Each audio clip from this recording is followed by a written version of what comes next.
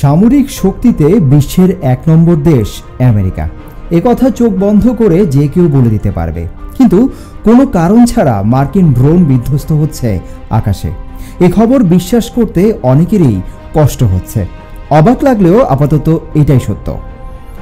সম্প্রতি দক্ষিণ কোরিয়ার কুনসান বিমান ঘাঁটিতে একটি মার্কিন ড্রোন বিধ্বস্ত হওয়ার পর বিষয়টি নিয়ে আবারও আলোচনা শুরু হয়েছে। দ্য MQ-9 রিপার নামে এই ড্রোন একসঙ্গে পর্যবেক্ষণ ও হামলা চালাতে সক্ষম।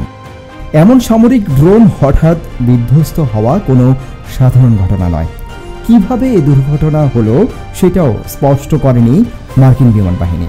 শুধু কোরিয়ার মালদোরি দ্বীপে মোতায়েন করা দেশটির বিমান বাহিনীর ৮ম ফাইটার উইং এক বিবৃতিতে জানিয়েছে, রুটিন অভিযান পরিচালনার সময় একটা দুর্ঘটনা ঘটে, এতে কেউ হতাহত হয়নি। বিষয়টি খতিয়ে দেখা হচ্ছে বলে ওই বিবৃতিতে উল্লেখ করা হয়। আশ্চর্যের বিষয় হলো, এই বছর অক্টোবরে দক্ষিণ চীন সাগরে আধা ঘন্টার ব্যবধানে বিধ্বস্ত হয় আরও 2টি সামরিক বিমান। ওই ঘটনায় কেউ হতাহত হয়নি বলে জানালেও কেন এই দুর্ঘটনা তা এখনও প্রকাশ করেনি মার্কিন নৌবাহিনী।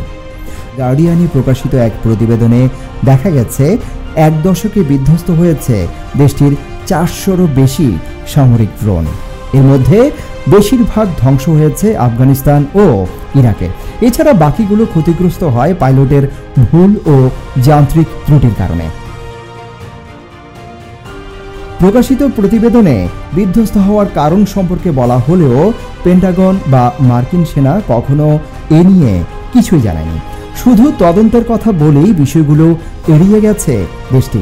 চলতি বছর এ পর্যন্ত 3টি ড্রোন ও 14টি সামরিক বিমান বিধ্বস্ত হয়েছে বলে জানিয়েছে নৌবাহিনী।